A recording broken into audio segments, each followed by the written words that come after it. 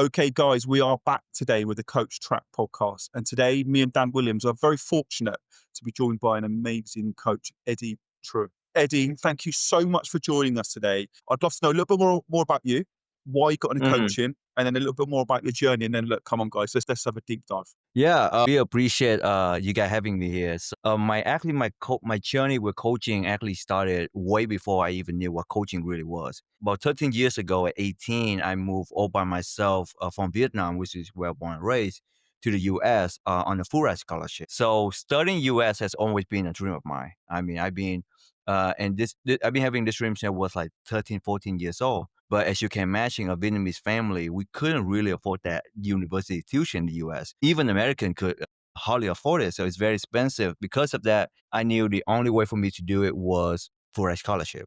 So I sacrificed all my middle school and high school years just studying different tests like TOEFL, SAT, preparing a different essay, applying to different school, all for this one dream. So when I got it, I was like, it's like sky high. I can't even imagine explaining the feeling at 17 years old, you achieve that dream that you worked your whole life for.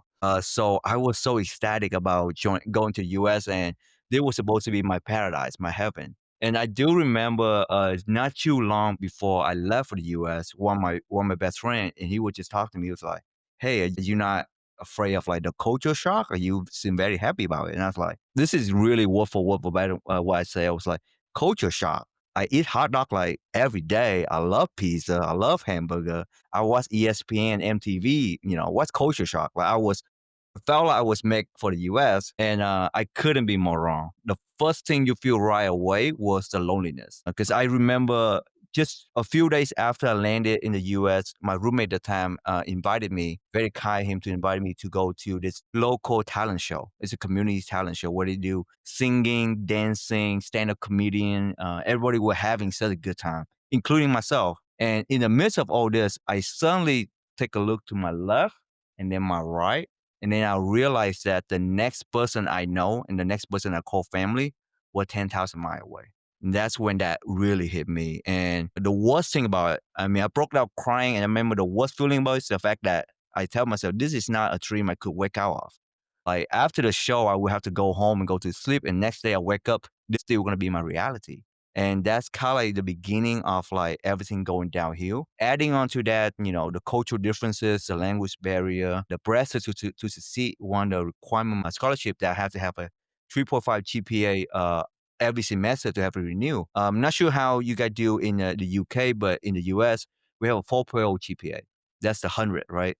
So 3.5 meaning you have to have A in basically every class. And that's very challenging for Vietnamese kid. So I was just so ridden with anxiety every single day. And that led me to this really dark period of severe depression in my first year. And that's really, before that, I have, in my Asian culture, we don't talk about mental health a lot. I don't even know what mental health is, but going through that experience, it really got me intrigued and curious and really passionate about understanding human behavior and the importance of mental health and just how important that is and how something that seems it's just thought and emotion, but it could very either very liberating or very crippling. And that was very intriguing to me. And so I dived deep into personal development, mental health study, learning from different kind of coaches. YouTube was a very helpful at that time, like Tony Robbins, Brand Bashar, just first to understand what I was going through. And second, I want to make it my mission, it's my passion, to help anybody who going through the same things. And, as I go along from that, obviously I was able to get out of that period, but I was starting to build my career. I'm also a civil engineer, full-time civil engineer. I was building my successful career in engineering. I still notice how after every career milestone I achieve, I was still feeling very empty and broken on the inside, despite the success I have on the outside. And I also started noticing that there wasn't something that only I was suffering from. I see it in a lot of my friends, my colleagues, a lot of people from different fields, especially high performer, that we have this very successful external, but on the inside we feel empty, we feel unfulfilled, and we feel like, broken. It's almost like we were hoping that all these achievements will help bring some sense of wholeness or fulfillment to us. But when we learned that it didn't, it's very disheartening. And because of that, I I really want to, and I see there's a lack of a space to talk about, fulfillment and inner peace, in the professional field. And that's what really intrigued me and see, I see a problem. I want to fix that. I want to become the solver of that. And that's why I started my coaching journey. That's when I started studying. I get trained with Coactive Training Institute, one of the top coaching institute in the US, trusted by over Fortune 100 company, and really learn and understand that what is it that we're really looking for underneath the success. So that was the catalyst why I formed EIA coaching. And when people ask, Eddie, so what do you do? And I say, in at the very core, what I do is I have high performer achieve peak performance and inner peace at the same time. And this is a very radical idea because we have always been conditioned that it's either one or the other. Right. You either very successful, meaning you have a luxury car, luxury house, six, seven, eight-figure income. But then the idea of success in, especially in the mainstream area, is somebody's unhappy. And then the mainstream idea of someone who have inner peace, somebody who rejected material possession, who doesn't have any side hustle, who doesn't care about that and just become very peace. I don't what I say is, why do we have to choose? Why can we not have both at the same time? We can have the success, we can have that career that we wanted and feel fulfilling and have the inner peace at the same time. So in really short, and I joke about this, people ask, every time somebody asks what I do, I say, what I do is I want you to have your cake and eat it too. That's what I do. Eddie, I love that. I think me and you are going to have a lot of common ground here. Hmm. Even with the methods, whilst everyone's story is different, I feel like me and you are going to have some real common ground. I love that thing about having inner peace with the success. And I also loved in your story that, you can't lead others down a path if you haven't walked it yourself. Hmm. Go out there and say, they can do this, they can fix that, and they've not had any life experience themselves. That's an amazing story, and lots that Hmm. many will resonate with. And Dan, that leads us on to something else. It's an amazing niche he's got. Those high Hmm. achievers in, Ivy League, or Eddie, you know more about this than me. I've lived, I've told you, me, you've got critical. We've spent a large part of our lives in America, right? And for me, Hmm. Americans, we speak the same language, but we've got different ideals and values. I loved the US, Yeah. loved it there, absolutely loved it. But it's very different. And I understand that culture shock. I did because I had the same Hmm. thing. But Dan, what an amazing niche there. The high achievers, the university students. What's your thoughts on that? Yeah, it's such a cool story, and I think there's a lot of people going through the same thing or a similar thing Hmm. to what you were going through. So sharing your story is really going to resonate with a lot of people, Hmm. which is why obviously being on podcasts, being posting on Instagram, LinkedIn, whatever it is, it's just going to be so profitable for you and helpful to people listening. Hmm. Yeah, it's really cool, really cool. Yeah. So, Eddie, I got a great question for you. And Dan, I think you'll love this as well. You said something really interesting about YouTube. We've all been there. Okay. We've all Hmm. been there when we're rock bottom or we don't know what to do. We're looking for an answer. You go on YouTube and you search something in. And all you ever do is scratch the surface.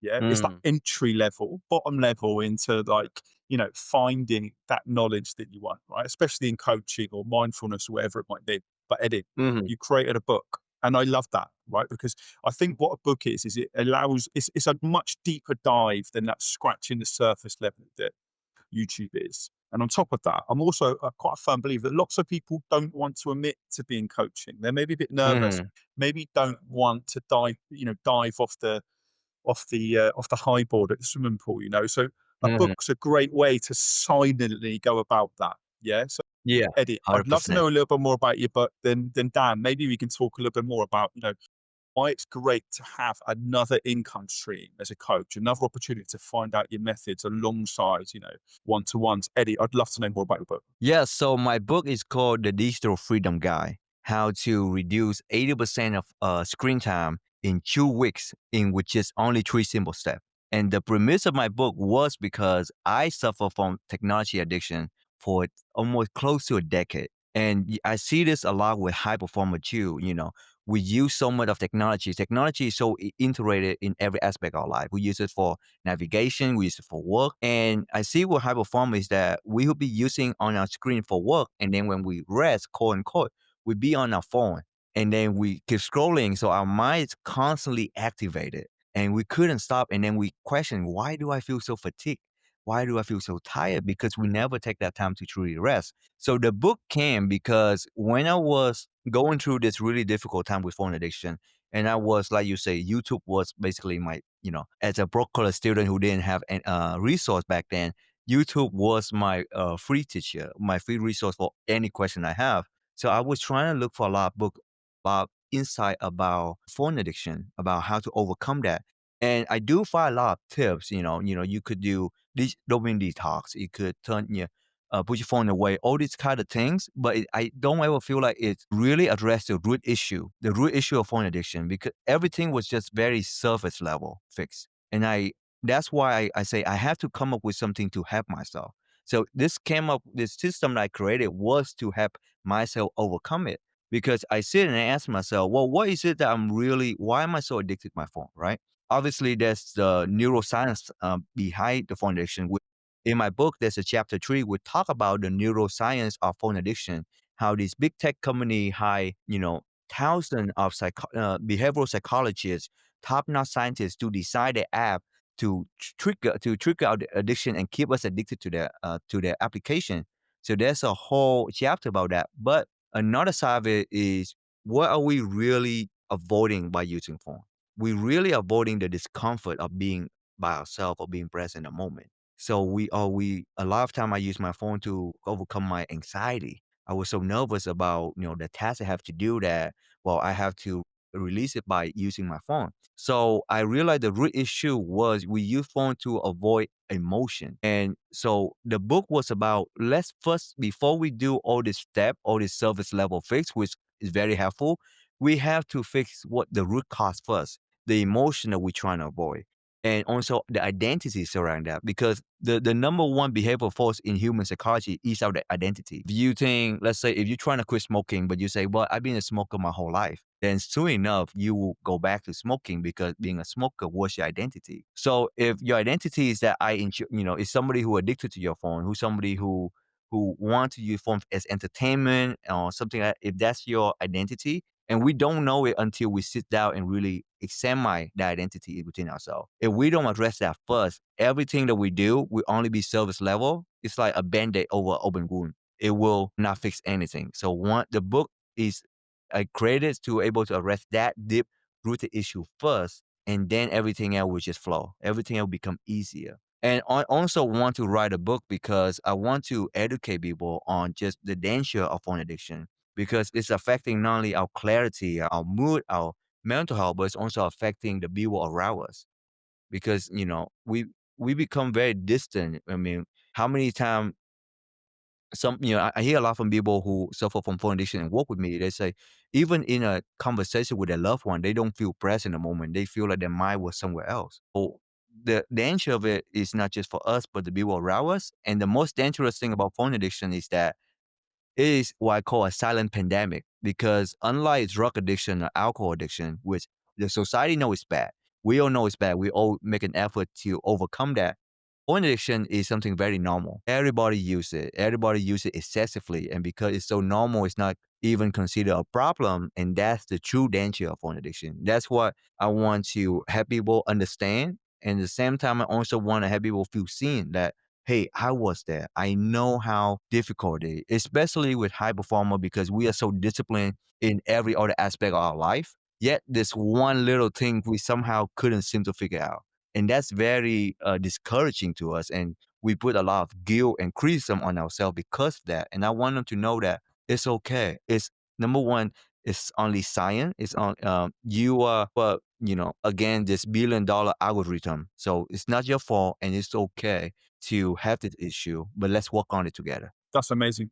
Just before I pass you to Dan, so I'd love to know, Dan, what your thoughts are on that as a book and why it's so important. Why could that help while we created ours as well? All three of us here, okay, Hmm. probably have a silent technology addiction.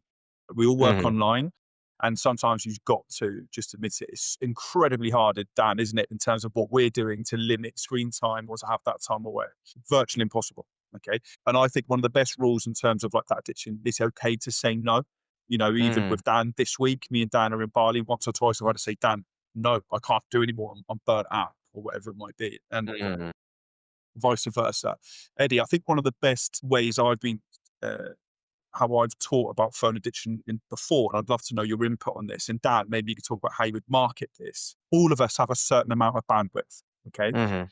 If you look at this in terms of like, and I grew up in a world without phones. Okay, so I'm a little bit older Mhm. than you. When I grew up, there was no internet, no mobile phones. Okay, they come in when I Mhm. was about 16, 17, 18. So I was used to a world without it. Okay, I remember what Mhm. that was like.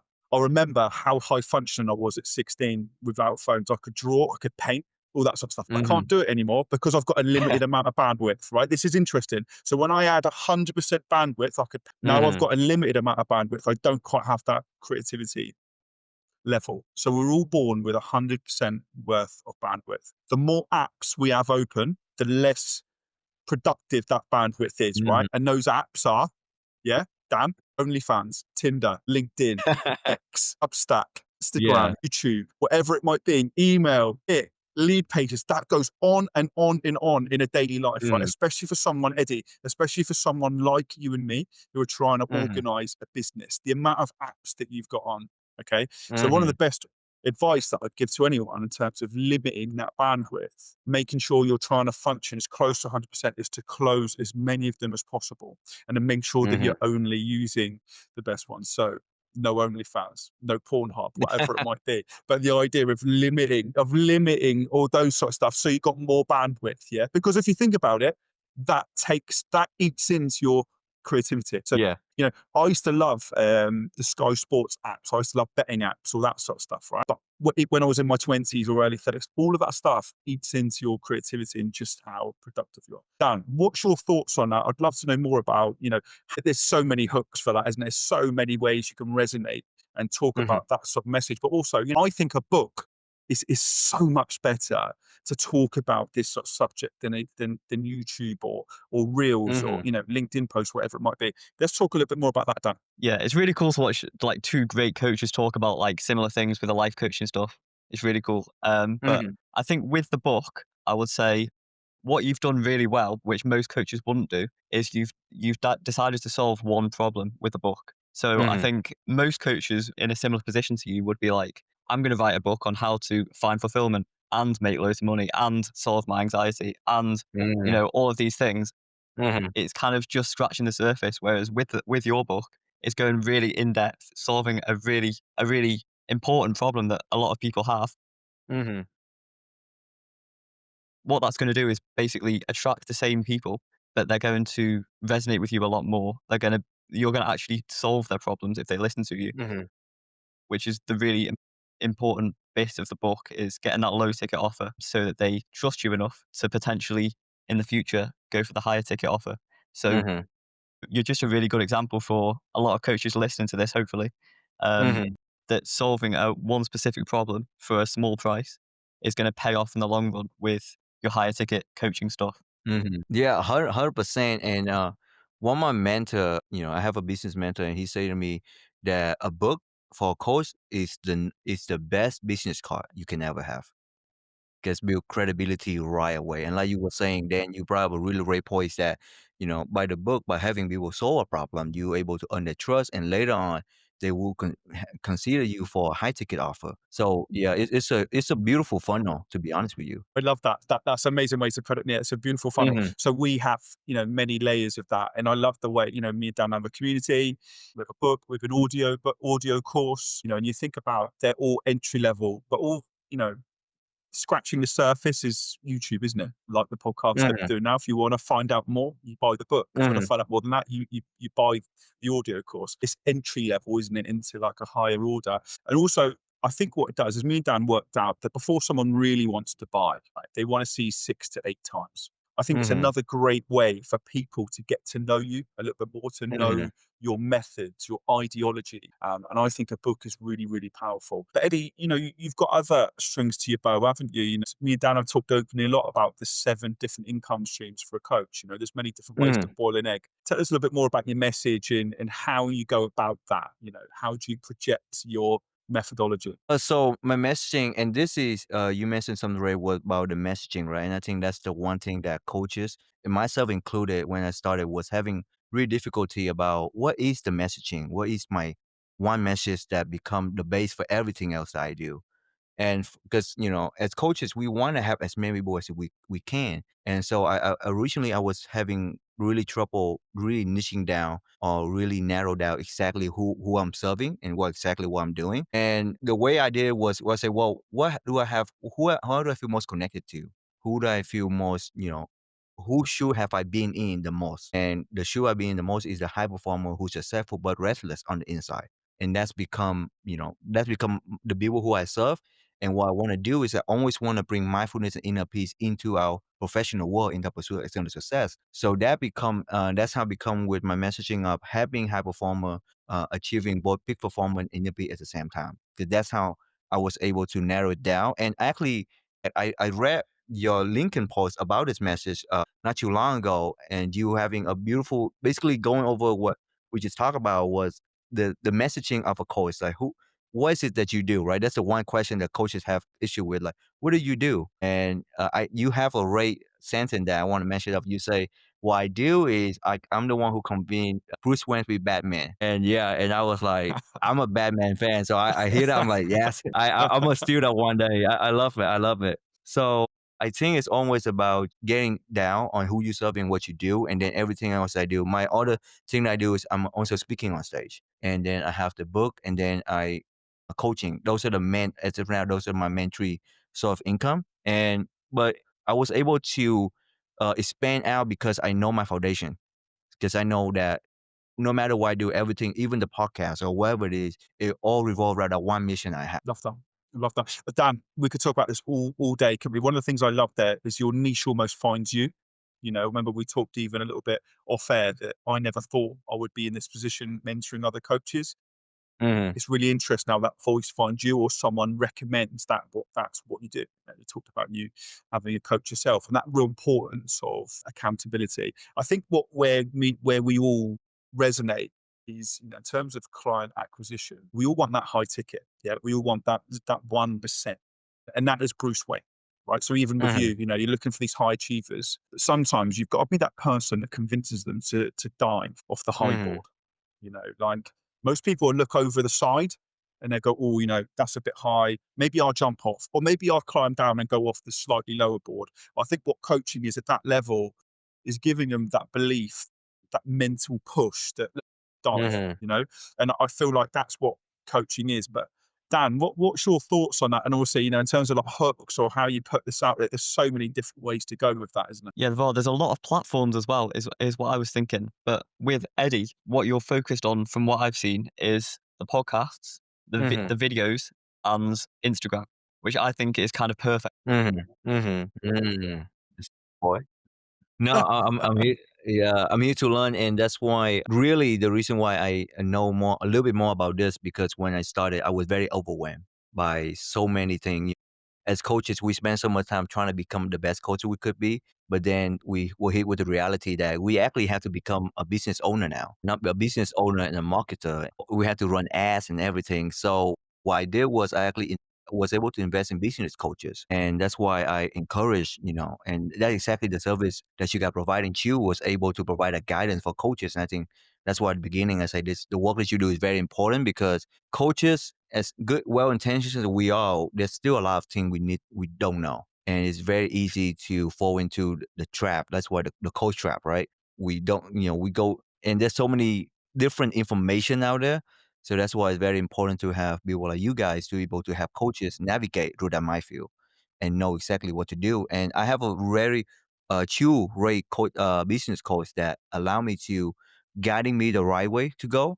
And obviously, you're still gonna step a landmine now and then. That's the beauty of the journey. But you're able to save a lot of time, and that's what you really, that's what you're really paying for is to save time, right? Absolutely. Eddie, Mm-hmm. Mm-hmm. 100%. Mm-hmm. Mm-hmm. Mm-hmm. absolutely, absolutely. Eddie, I've got a great view on marketing. This might align with your business coaches told you, but I think you'll resonate this from that message you give them when you were studying. Yeah, you needed to reach that target, that average to get to the end. I think there's a real difference between establishing a want and a need.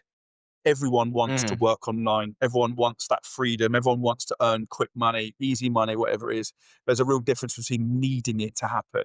That need was you in university, wasn't it? You know, where like, I need to get that grade to achieve, you know. Mhm. I think with marketing, you need it. If you can't market yourself, you cannot get the clients to make this a thing, you know. So for Mhm. me, marketing wasn't because I want to be a coach, right? I needed this to happen. And that means something bigger than you. You know, I'd already taken that decision to retire from work.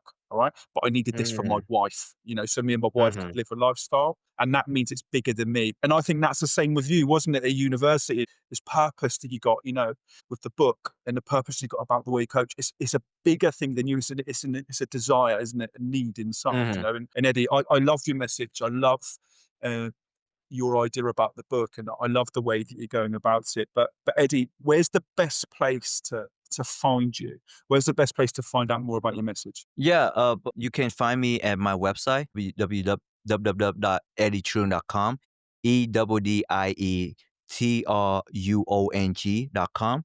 Or you can find me on Instagram as eddie_truong_era. So EDDIETRUONG_ERA. And once you go onto my website, you won't be able to go to my, there's a link to get my books at book.eddietrun.com. And since you guys been so generous with me, with your time, with your platform, I love to give your listener a gift for anyone who wants to suffering from phone addiction and want something that really address the root issue.